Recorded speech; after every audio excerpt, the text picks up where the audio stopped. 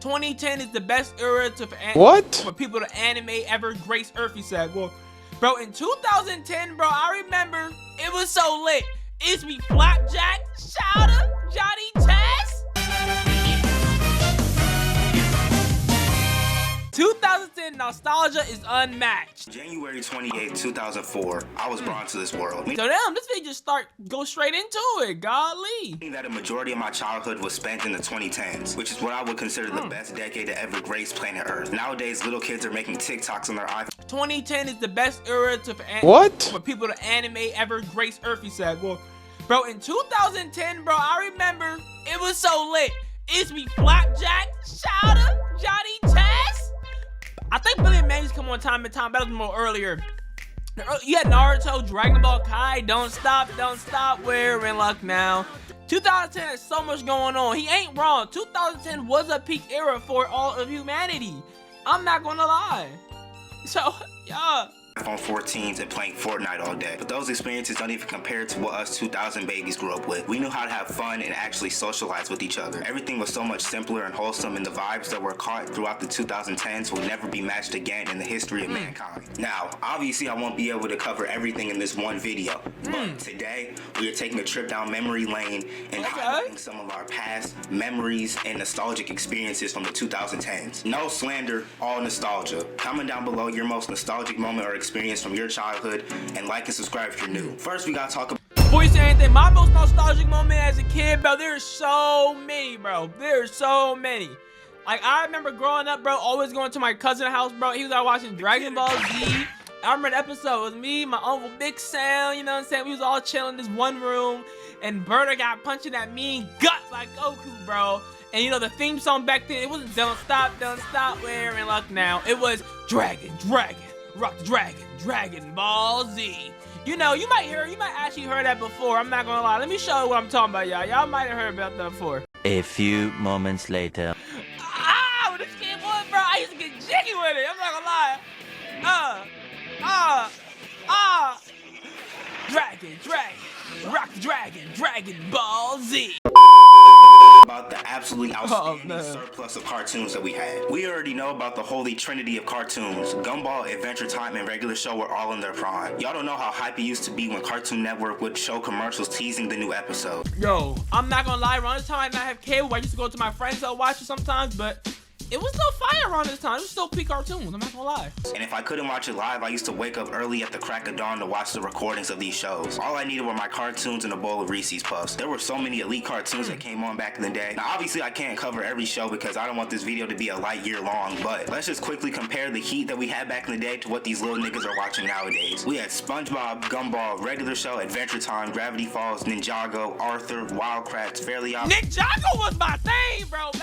When Ninjago used to come on, bro, I remember at recess, bro, my man Lord Gamadon, the dude was black as heck, bro. Every time Ninjago used to come on, bro, I used to hit some of these. Like, I'm not gonna lie to y'all, man. I used to really hit some of these. But Ninjago was my shit back then, man. Eddie, Steven Universe, Total Drama, Kick Patowski, Phineas and Ferb, Code Name, and we also had shows that were hella. Yeah. Kid Next Door was a fire show. I'm not gonna lie. Kid Next Door was fire. Sanjay and Craig, We Bear Bear. Sanjay and Craig gotta go. Breadwinners. What cartoons are these youngins even watching nowadays? Man, Breadwinners, Total Drama Namba. Live action shows like Jesse, Drake and Josh, Ant Farm, iCarly, etc. Now we gotta talk about the games that we had back then. Okay. We gotta talk about how revolutionary the Wii was. All you fetuses and 5-year-olds are getting PS5s before kindergarten and shit, but y'all don't know about the Wii and the experience that. Well, I'm sorry, my God. I was never a Wii kid, so I can't agree with you on this take. Growing up for me, bro, I was a PS2 guy for the longest. Then I had a 364-bit, and then 360 did the most disrespectful thing of all time. They used to take your disc, bro. I don't have a CD near me, but they used to take your disc, and you gotta get the little ring mark around it, bro. Bro, you had a little ring around it, bro, and that ring would literally mess your game up, and you couldn't play it no more. I remember when I first got my 360 on Christmas, bro. I got my 360. The first game I got was Dragon Ball Z Burst Limit. First Limit. And I was so hyped to play that J. I was so hyped. I was like, yeah. And you know, a couple hours later, I was playing that joint. My Xbox go, and What's wrong with my burst limit? My Xbox burnt my game. It messed my game. It burnt my game. How you a gaming console and you breaking the games? That don't make no sense. So, a year go by, I was still on Xbox, you know, like Soul Calibur, I had all them games, but you know, I was scared to play the game too long, cause you know the 360 used to break your games. So I stopped playing the 360. Next Christmas, I got myself a PS3. And from there on, I was a PS3 guy, but I never was a Wii guy. I have a Game Boy. I had Nintendo, stuff like that, but I ain't never had DS's and stuff. But I was a PlayStation kid and a Xbox kid. You know what I'm saying? But I had to wait a whole year of suffering and being scared for my life until I got that PS3, but that was horrible. And don't get me started time my PS3 broke. That's a different story for another day. For us, the Wii that we got came with Wii Sports, and I remember spending an entire Saturday scrapping with that bald head nigga Matt, bro. Now let me give y'all some. Wii boxing. Don't get me wrong, Wii boxing was fun. But I can only play that at my cousin's house, boy. When they used to play Wii boxing, bro, I used to have showed in the hands. I used to have him with the dun dun dun dun dun dun dun dun dun. You know, I used to mess some people up in Wii boxing. I make your Wii person like my man named Meat. The Matt Lore. This Steve Harvey, Terry Crews love child is the 6th worst at tennis, 5th worst at baseball. But in boxing, man, he is the champion with the skill level of 1,550 to 1,649. Okay. I had more beef with a virtual character in my life. I swear they used to be rigging the boxing because I would hit this nigga with the Chris Breezy, Floyd Mayweather, Draymond Green combo and leave this nigga slumped like Nate Robinson. But then he would instantly revive like Undertaker in this bitch. But when I get dropped for the first time, I'm out for the You can't get up. Say goodnight. Anyways, I believe that Wii Sports ultimately changed the history of gaming as we know it. The Wii walked so the Oculus could run. No ifs, ands, or buts. Ashley was a prime YouTuber back then. Other game that I remember being good at was Michael Jackson The Experience. If you didn't have this game, then you wasn't really tapped in for real. This nigga Mike used to be my personal fitness trainer. Michael Jackson Experience? Nah, I had that game. I swear, I would hit I had Just Dance with a 360 Connect though. Perfectly, but I would still end up with 3 stars max. That shit used to have my little ass sweating like a bitch. Could you imagine if they had an online version where you could dance against random niggas? Why he's like, whoa! If I walk in and my son doing this playing Michael Jackson's going, what are you trying to teach you, my boy? Keep it PG. I don't need my boy going, Like, that's what you doing, my boy? That's wild. Would have added a whole different element. I think this game is the reason why I fuck with MJ so much. The game was ahead of its time and had all of us thinking that we were the next Michael Jackson. Top tier memories. And don't even get me started on the mobile games. Nowadays, the mobile games, fire. The App Store look like some shit that Clarence designed. And then they'll bait you into downloading the app by being dumb as hell and intentionally not beating the level. But back in the day, the App Store was better than having a console. You had Angry Birds, Temple Run, Doodle Jump, Fruit Ninja, Plants vs. Zombies, Flappy Bird, Crossy Road, Cut the Rope. Better than having a console is a crazy take, but I'll let you slide. Water, Minecraft Pocket Edition, Jetpack Joyride, Subway Surfers, Pokemon Go, Clash of Clans, and Geometry Dash. And I also want to give Minecraft a gold medal for being the best game of my childhood. And plus, Five Nights at Freddy's and Slender Man set the tone for a lot. Nah, I was more a Roblox guy. I was not a Minecraft guy. I used to hate Minecraft, bro. I used to hate all that. Boop, boop, boop. I was more a Roblox kid. I didn't like Minecraft. The next device that really had us young niggas in a chokehold was the Nintendo DS. I remember I got one for Christmas when I was like 8 and I was in love. The first game that I got for it was Kirby Superstar Ultra, and I was grinding the hell out that game.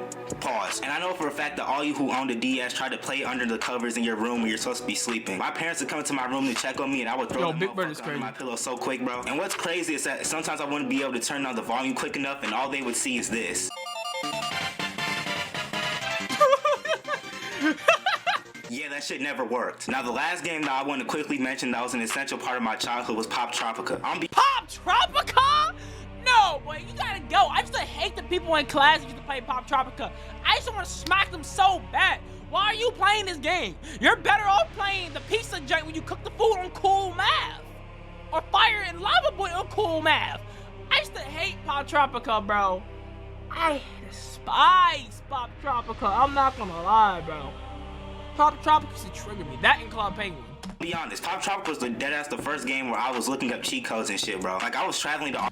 If Pop Tropica was... You had a good childhood, man. If Pop Tropica the first game looking up cheat codes, You must have been good. The first game I was looking up cheat code was Grand Theft Auto San Andreas. You know what I'm saying? All them islands like Christopher Columbus. There was so much that you could do in that game, and it was addictive as hell to play. Every time you used to go to the computer lab, that was the first thing that was on. But then they blocked the shit. My heart felt like Lizzo had sat on it. Now we gotta talk about the internet back then. There weren't people getting canceled on Twitter for having opinions. There weren't S-tier thoughts making OnlyFans. No cringe, just vibes. Firstly, YouTube was top tier. If you were watching YouTube back when the logo looked like this, then you were an OG. Now if you're not an actual sperm cell, then you'll remember Smosh. Before Smosh was a big ass business with an army of niggas as a crew, it consisted of Ian Hecox and Anthony Padilla. They were the ultimate duo and their videos were unmatched. I started watching their videos in like 3rd grade, which looking back years later probably wasn't the best idea. But it was cool because 90% of their jokes flew over my 8-year-old head. I remember watching their lunchtime with Smosh, food battles, and other skits. Yeah, I remember Smosh. My boy used to watch Smosh and epic rap battles. Smosh epic rap battles. That used to be like the classic days back then. Epic rap battles in Dragon Ball Bridge. It was mail time with Smosh. If you know, you know. These niggas would deadass get sent the most miscellaneous artifacts from their fans. It was no corny jokes, no extra sound effects, no drama. Just two funny guys having fun. And that ultimately describes YouTube as a whole in the 2010s. There was no cringe, no over-the-top content and clickbait videos. There were just people having fun. Some other YouTubers I liked back then were Popular MMOs and Dan TDM. I used to binge watch all their mod showcases knowing damn well I wasn't gonna install any of them. They made Minecraft seem so fun, and I remember coming home from school every day and watching them for hours on end. I think I didn't keep Minecraft. Doesn't get enough credit for are creepypastas. Slenderman, Jeff the Killer, Sonic EXE. I'm sorry, brother. Creepypastas. Every time I see someone grow to a creepypasta as a kid, I used to look at them and like, you're a weird kid, man. Like, I'm sorry.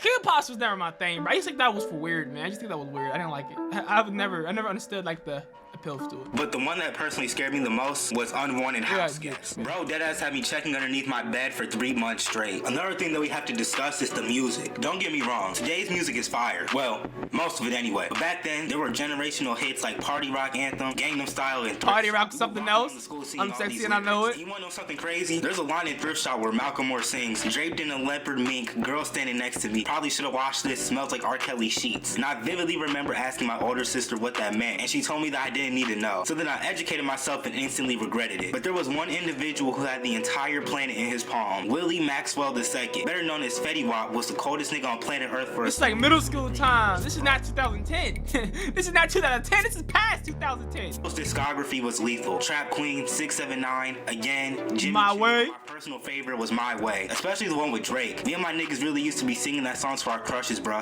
No way, this is singers in the Fetty Wap was not 2010 hit though. Hold up. 2000. When did Fetty Wap My Way drop? You know what I'm saying? I know Fetty Wap was not no 2010. I know I'm not bugging, my boy. 2015, yeah, I know 2010. Those music videos from the early 2000s. The music was simple and catchy yet melodic. Not to mention other hits like Panda, Call Me Maybe. That's not 2010. Blessings, Broccoli, Black Beatles, and Hotline Bling. And I know that's not 2010. The Quad and Watch Me Whip and Nene. Another thing Nene that is crazy. Provided was the trends. Before niggas were hospitalizing themselves by eating soap and stealing shit from school as a devious lick, we actually had creative and fun challenges. The ASL Ice Bucket Challenge not only raised money, but was a harmless challenge. And probably the best challenge of the 2010s, in my opinion, was the Mannequin Challenge. We got some of the coldest videos. Mannequin Challenge is crazy. Nowadays, people will do the dumbest shit for clout and popularity and will spare no expense, even if it comes at the cost of their own life. Finally, we have to talk about the real life experiences of the 2010s. Back when us kids used to actually leave our rooms unlike these squeakers nowadays. Leaving the room back then was fun, bro. You used to go outside to the hill, play to the playground, you know what I'm saying? Play pretend, play whatever you do in the playground, man. It used to be fun back then, I'm not gonna lie. I used to have all my little friends in my neighborhood, man. Playing outside was the most therapeutic thing for me back then. There was nothing like coming home from school, doing your homework fast as hell, and then spending the rest of the day with your friends. There would be times where I would wake up at like 8 a.m. and stay outside playing basketball with the homies until it's pitch black outside. Those were the realest days, and I hope you all were. Those were the realest days, bro. Those ones.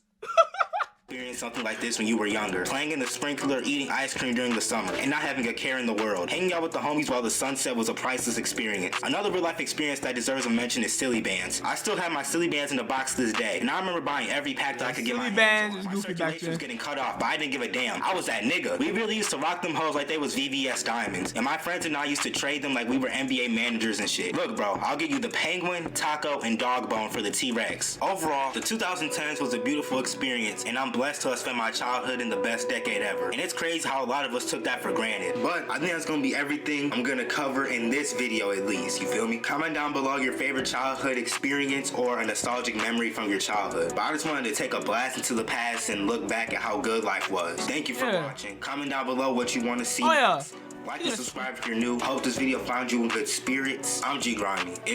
Yeah, 2010 was a peak year, man. I agree with you, man. I'm not gonna lie. Big picture. You guys got already like that video, but you gotta subscribe too, man.